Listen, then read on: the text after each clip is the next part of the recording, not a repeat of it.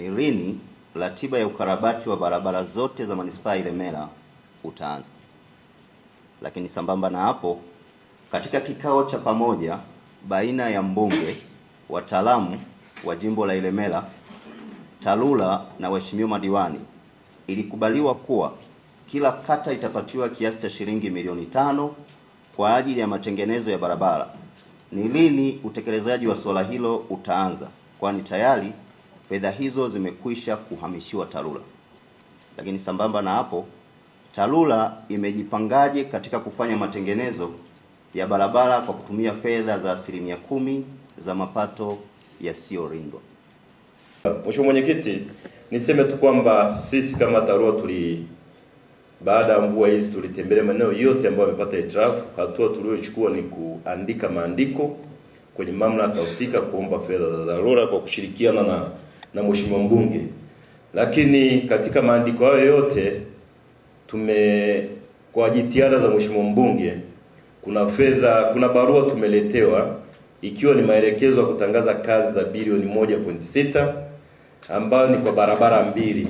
Barabara mojawapo ni barabara ya Meko Kangai Buswelu, umepata shilingi milioni 418, lakini pia tunao barabara ya Bwiru Press imepata 1.2B kwa kujenga kwa kiwango cha rami na kuweka taa. Hivyo bado tunaendelea kufuatilia kwa kushirikiana na mheshimiwa mbunge maandiko yote ambayo tumepeleka, angalau tuweze kupata fedha kuweza kurescue situation ambayo ipo katika wilaya yetu. Mheshimiwa Mwenyekiti, naomba nijibu kama ifuatavyo. Ni kweli kwa niaba ya TARURA wilaya Ilemela tunakiri kupokea fedha kiasi cha shilingi milioni 60, ikiwa ni fedha kwa ajili ya kata 12.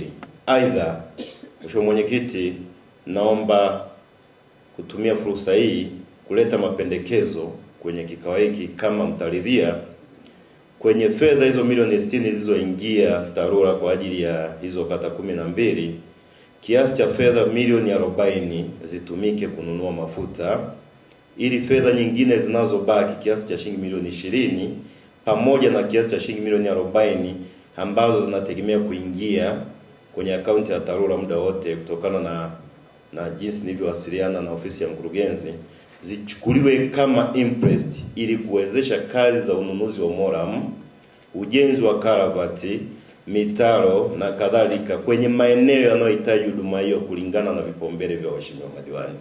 Lakini pia miongoni mwa mipango ambayo imefanyika chini ya TARURA ni pamoja na kufanya usanifu kwa barabara za vipaumbele, ikiwemo barabara za Kahama Isera, Kahama Rukobe, Pasiansi Rumara. Hivyo kinachosubiriwa ni upatikanaji wa fedha. Kwa hiyo kwa upande wa TARURA tumejipanga tu vyema, endapo fedha hizi zitakapokuwa zinaingia kulingana na mahitaji ya kila kata, kazi hizo zitafanyika kulingana na vipaumbele vya waheshimiwa madiwani, lakini pia kulingana na vipaumbele vya barabara zetu. Ni vyema tukakumbushana kwamba jukumu la kuzibua mitaro tusiliachie serikali tu, wala tusimwachie TARURA, wala tusimwachie mkurugenzi. Tushirikiane pia na sisi kwa kushirikiana na wananchi wetu kwenye kata zetu.